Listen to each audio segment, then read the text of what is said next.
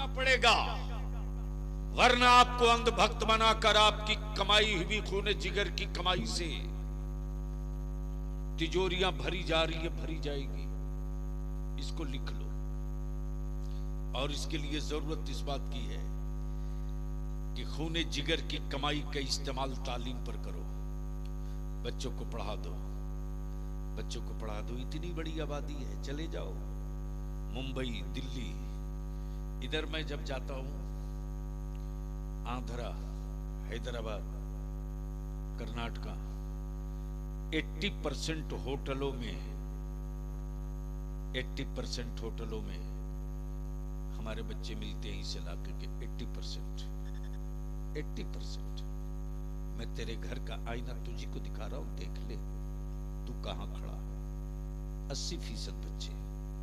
मैं तो आपसे विनती करूंगा, अरे अल्लाह ने तुझको मालिक बनाया था, नौकर क्यों बन गए? अल्लाह ने तुझको मालिक बनाया था, नौकर क्यों बन गए?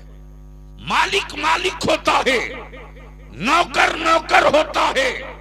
अब यहां बलियाबी पूरे मालदा और मुर्शिदाबाद, उत्तर दिनाजपुर के अहले सुन्नत के आलिमों से अपील करेगा, तन्हाइयों में बलियाबी की ये बात जरूर सोचिएगा। हजरत, आपसे मैं विनती करके कह रहा हूं, इस बात को जरूर सोचिएगा। एक बेटा अपने बाप की मिल्कियत का वारिस होता है, एक बेटा अपने बाप की मिल्कियत का वारिस होता है। एक बेटा अपने बाप की मिल्कियत का वारिस होता है, चचा की मिल्कियत का नहीं, बाप की मिल्कियत का वारिस होता है। और जो वारिस होता है वही मालिक होता है, जो वारिस होता है वही मालिक होता है। अब मान लीजिए हमारे हजरत मौलाना, क्या नाम बोले, गुलाम सरवर साहब, और आपका नाम भाई मुजीबुर रहमान साहब। अब मुजीबुर रहमान साहब का बेटा बड़ा हो जाए तो धीरे धीरे हर फैसला अब इनका बेटा लेने लगता है।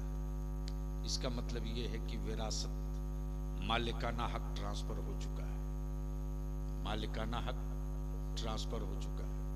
जैसे ही मस्जिद में कुछ जरूरत पड़ गई तो किसी ने कहा मुजीबुर रहमान साहब से कहिए, तो मस्जिद कमेटी के या उर्स कमेटी के किसी नौजवान ने कहा, मुजीबुर रहमान साहब से कहने की क्या जरूरत है, अब तो बेटा ही कुल फैसला लेता है। यानी बाप की प्रॉपर्टी, बाप की विरासत का मालिक बेटा। मैं अपने उलमा से विनती करके अपील करूंगा, मैं इल्तिजा करूंगा, आप नौकर नहीं, आप मुलाजिम नहीं, आप नौकर नहीं, आप मुलाजिम नहीं है, आप मालिक हैं, आप मालिक हैं, आप मालिक हैं। अपनी बाप की विरासत के नहीं, अपनी वालिद की विरासत की नहीं। वो तो जाए, जितना हिस्सा मिलेगा उतने के आप वारिस ही हैं। ये ताज, ये तमगा, ये मनसब, ये रिफात, ये मकाम हुकूमत या खानदान ने आपको नहीं दिया। ये रिफात, ये मकाम मदीने की सरकार से मिल गया कि जो उलमा होगा वो अंबिया का वारिस होगा। सुभान अल्लाह। और जो अंबिया का वारिस होता है वो कभी नौकर नहीं होता, वो मालिक होता है। और मालिक की जिम्मेदारी होती है कि विरासत को कहां कहां से खतरा है, विरासत कहां कहां से टूट रही है, विरासत को कहां कहां से लूटा जा रहा है। अगर अंधभक्तों की अंधभक्त बनाकर नबी की विरासत लूटी जाए तो इसके खिलाफ हर मस्जिद के मुसल्ले से खड़ा हो जाना चाहिए। अगर मेरे बच्चों के दिलों से नबी का इश्क लूटा जा रहा है तो हर चौराहे पर अंबिया के वारिसों को सीना ठोक कर खड़ा हो जाना चाहिए।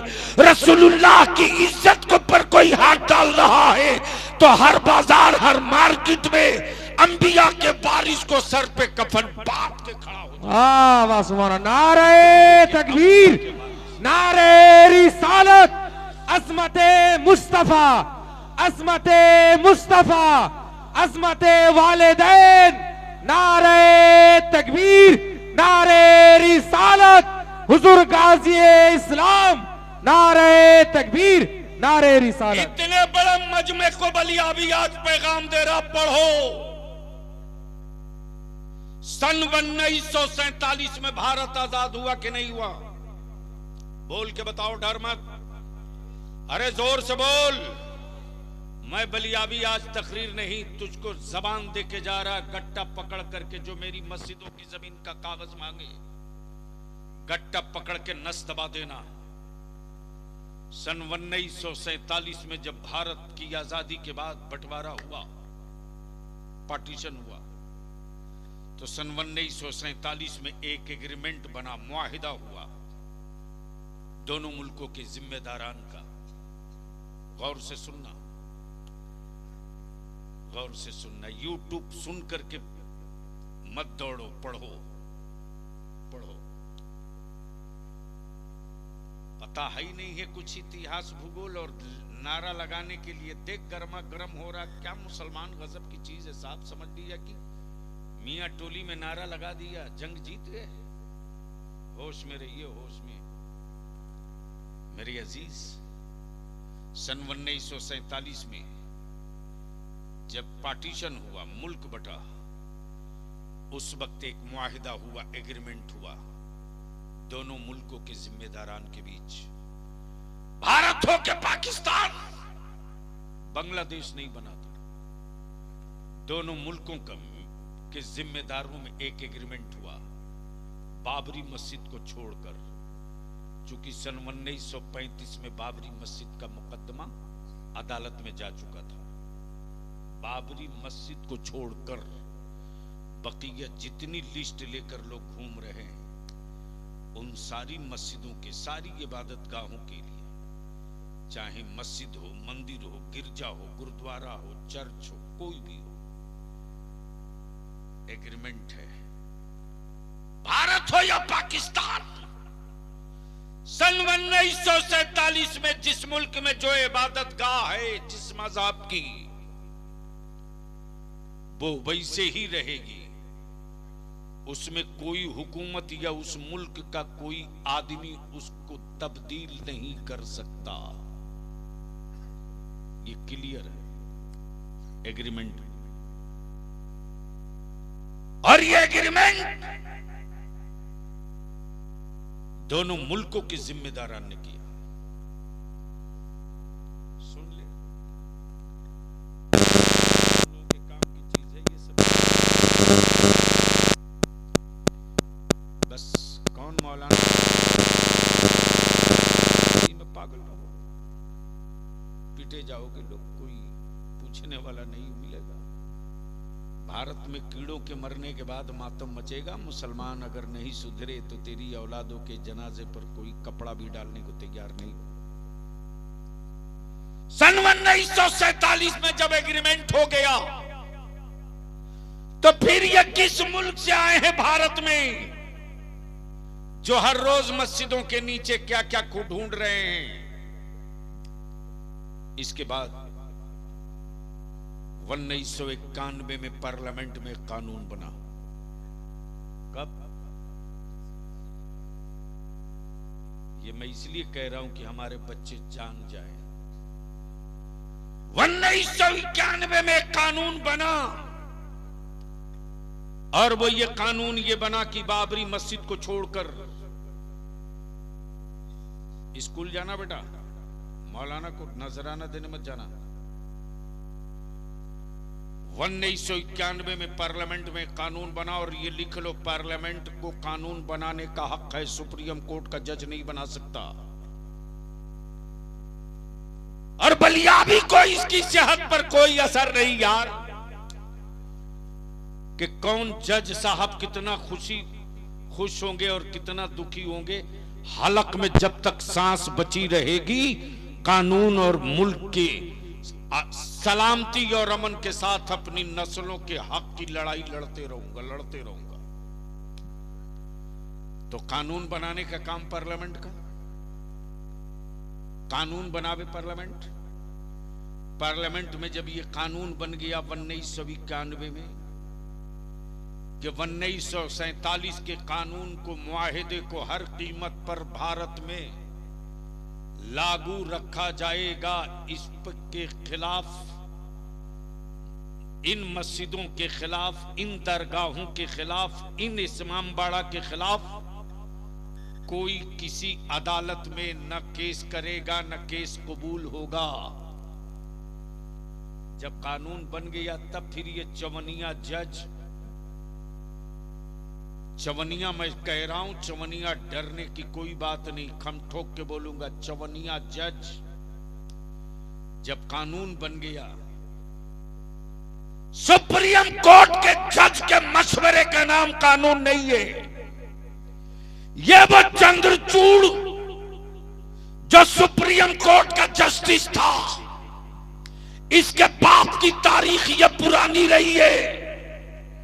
यह वही चंद्रचूड़ है जिसका बाप शाहबानो केस में मेरे आका की शरीयत के खिलाफ फैसला दिया था और यह कहा था कि जब तक के मुसलमान की मुतल्लिका औरत दूसरी शादी निकाह न कर ले, तब तक उस मुसलमान मर्द को अपनी बीवी का खाना खर्चा देते रहना पड़ेगा। लेकिन उस जज ने एक मर्तबा नहीं कहा कि जिन औरतों को विधवा आश्रम में रखा गया है, उनका पति अगर छोड़े हुआ है तो उनके पतियों के खिलाफ कौन सा कानून बनेगा। इस पर एक लफ्ज न बोला, इसलिए कि उसको मालूम है कि ये मरी हुई लाश है। मेरी अजीज, बस आखिरी हिस्सा अपनी गुफ्तगू का अर्ज कर दो। मेरे अजीज, बीमारों को, मुजीब साहब, जब कोई सर्जन ऑपरेशन करता है ना, एक तो बैठा हुआ इसमें, जब ऑपरेशन करता है तो डायरेक्ट पेशेंट को लेटा के चीर देता है। अरे बोलो ना, जोर से बोलो, जोर से बोलो। ये जो बलियाबी कह रहा है ना, इसको बहुत बहुत बहुत ध्यान से गौर से सुनना। मैं तकरीर आज नहीं कर रहा हूं रे, मैं तेरी औलादों के सामने आईना रखते जा रहा हूं। जब कोई पेशेंट, कोई मरीज ऑपरेशन के लिए थिएटर में ले जाया जाता है तो ऐसा नहीं है मौलाना गुलाम सरवर साहब कि तुरंत लेटा करके डॉक्टर ब्लेड मार दे या नश्तर मार दे। मारने देगा कोई? बल्कि पहले उसको एनेस्थीसिया दिया जाता है। जिंदा तो रहता है, एहसास मारा जाता है। जिंदा तो रहता है, एहसास मार दिया। जब एहसास मार दिया तो कुछ भी किया जा सकता। एहसास मरा है कि नहीं मरा, उसको पहले ट्राई लेता, पिन चुभ होता, पहले पिन चुभ होया। अगर एहसास जिंदा है, बॉडी में ऐंठन या सिकुड़न हुई तो तुरंत डॉक्टर रुक जाता, इंतजार करता है। फिर थोड़ी देर के बाद चुभ होया, थोड़ा सा चुभ होया, देखा कि इसके बदन में कोई एक्टिविटी नहीं तो थोड़ा और चुभ होया, और देखा कि नहीं बदन में ऐंठन या एक्टिविटी है तो वहीं रुक जाता है। फिर थोड़ी देर के बाद चुभ होता है। जब कई मर्तबा चुभ होकर देख लेता, जब बिल्कुल आखिरी एहसास मरने का जब सबूत मिल जाता कि अब इसमें कुछ नहीं है, एहसास मर चुका है, जितना चीरना है वो चीर लो, जितना फाड़ना है फाड़ लो। मेरे अजीज, हमारे बच्चों का पहले एहसास मारा जाता है, हमारी औलादों का पहले एहसास मारा गया, हमारी बेटियों को पहले एहसास मारा गया। अगर एहसास ना मारा गया होता तो आज ईमान वालों की बेटियां गैरों के घर की बहू नहीं बनती, गैरों के घर की बहू नहीं बनती। हमारे एहसास को मारने के बाद ट्राई लिया, हमारे नबी की शान में तौहीन करके ट्राई लिया, मेरी मस्जिद तोड़ के ट्राई लिया, मेरे रसूल की सुन्नत और शरीयत पर हमला करके ट्राई लिया।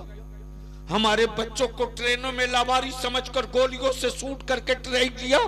हमारे बच्चों को आतंकवादी दहशतगर्द करके ट्राई लिया। अब हुकूमतों को पता चल गया है कि भारत के मुसलमानों का एहसास मर चुका है।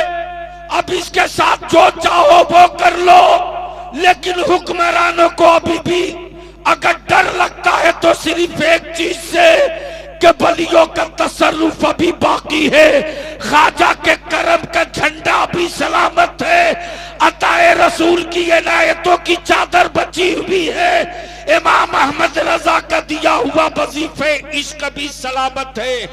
अगर इसकी लज्जत लौटा दिया आलिमों ने, अगर इसकी लज्जत लौटा दिया आलिमों ने और इसका मजा चखा दिया सच्चे पीरों ने, तो कल 72 काफी थे करबला जीतने के लिए, यहां हुसैनी काफी होंगे पूरा भारत।